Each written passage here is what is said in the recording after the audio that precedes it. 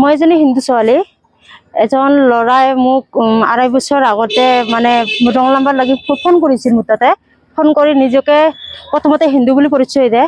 যেতিয়া মই গম পাইছোঁ সি মুছলিম বুলি কিনে মানে ইয়াৰ লগত কোনো সম্পৰ্ক নোহোৱাৰ আগতে মানে ভিডিঅ' কলত আমাৰ কিবা কিবি হৈ গৈছে, সেইখিনি সি ৰেকৰ্ড কৰি ৰখি দিছে। ৰখি দিয়াৰ পিছত মই যেতিয়া গম পাইছোঁ যে সি মুছলিম বুলি কিনে, তেতিয়া সিয়াক মই কৈছোঁ যে তুমি মুছলিম ল'ৰা, তোমাৰ লগত মোৰ এইবোৰ কেতিয়াও নহ'ব। মই এজনী হিন্দু ছোৱালী, তোমাৰ মতে তুমি ছাট কাটি যোৱা, মোৰ মতে মই থাকোঁ। তেতিয়া সি কি কৰিছে, সেই ভিডিঅ'খিনি লৈ বেলেগমেইল কৰি আছিল মোক।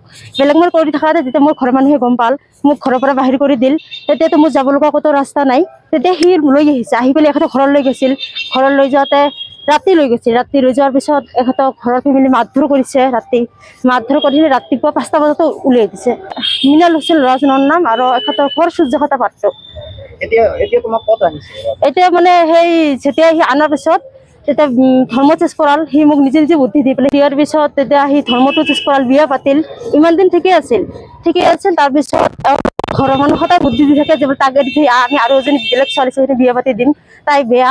সেনেকে মানে ফোন কৰি থাকে, যোগাযোগ কৰি থাকে, মানে সকলোবোৰ ঠিকে আছিল। তাৰপিছত সেনেকা কৰি সি মানে ঘৰৰ মানুহৰ বুদ্ধি শুনি এনেকে মোক মানে সেই ২.৫ বছৰটো মানে একে ভাড়া কৰি ৰখি থাকিল। ৰখি থকাৰ পিছত এতিয়া মানে এপ্ৰিলৰ ১৩ তাৰিখৰ দিনাখনে মোক মানে এৰি থৈ পলাল। ঘৰৰ মানুহে মানে সিয়াক মানে নি পেলাই ক'ত ৰখিছে আজি পৰ্যন্ত সিয়াৰ মানে কোনো খবৰ পোৱা নাই। এতিয়া তাৰপিছত যেতিয়া মই থানাত আহিছিলোঁ, থানাত দিয়া আছে, থানাত মই কৈছোঁ, অফিচাৰকো কৈছিলোঁ।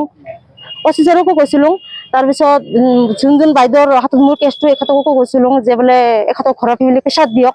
তেতিয়া এখেতে অফিচাৰ থানাৰ পৰা কৈছে কি এখেতৰ ঘৰত বোলে প্ৰেছাৰ দিব নোৱাৰে, এখেতৰ ঘৰৰ মানুহে বোলে উঠাব বোলে নোৱাৰে। এতিয়া কিয় নোৱাৰে, কি কাৰণত নোৱাৰে সেইটো মই নাজানো। নেক্সট মাহৰ ৮ তাৰিখ মানত মানে কি কেছটো ৰেজিষ্টাৰ কৰিছে, যোৱা মাহৰ। আৰু তাৰ আগতে মই দি থোৱা আছিল। এতিয়া এওঁলোকে মানে কেছটো ৰেজিষ্টাৰ কৰা নাছিল। যেতিয়া মই SP অফিচত গৈছিলোঁ, SP ছাৰৰ ওচৰত, তেতিয়াহে এওঁলোকে কেছটো ৰেজিষ্টাৰ কৰিছে। গুৰুত্ব দিয়া নাই, আজি পৰ্যন্ত গুৰুত্ব দিয়া নাইকিয়া। আজি পৰ্যন্ত ল'ৰাটোক বিচৰাও নাইকিয়া। এখেতে মানে মোক কয় যে বোলে তুমি ক'তবা খবৰ পালে আমাক জনাবা, সেনেকে কৈ আছে। কিন্তু মই ক'ত খবৰ পাম, মইতো ছোৱালী। আৰু কি কৈছে যে বোলে ২মাহমান যাওক, আমি চাওঁ যদি সেনেকে যদি এওঁলোকে যদি আমি ওলাব নোৱাৰো, সেনেকে যদি পলাই যদি থাকে, তেতিয়াহ'লে আমি পলান্তন বুলি কিনে আমি লিখিম। দিয়া নাই। এতিয়া মই এটা কথাই জনাম, সকলো ওচৰত অনুৰোধ থাকিল যে অতি সোনকালে এইটো মোক ন্যায় দিব লাগে। আৰু ক'ত আছে মানুহজনৰ চেৰেকেনটো বিচাৰি উলিয়াব লাগে। আমাৰ অসমৰ ডাঙৰীয়া মুখ্যমন্ত্ৰী হিমন্ত বিশ্ব শৰ্মাক মই অনুৰোধ কৰিছোঁ, এখেতে যদি মোক যেন ন্যায় দিয়ে, আৰু এখেতৰ ওচৰতো যে মোৰ এইখিনি পৌঁছে যায়, আৰু এখেতে চাই কিনে মোক যেন এখেতে যেন যথেষ্ট সহায় কৰিব পাৰে।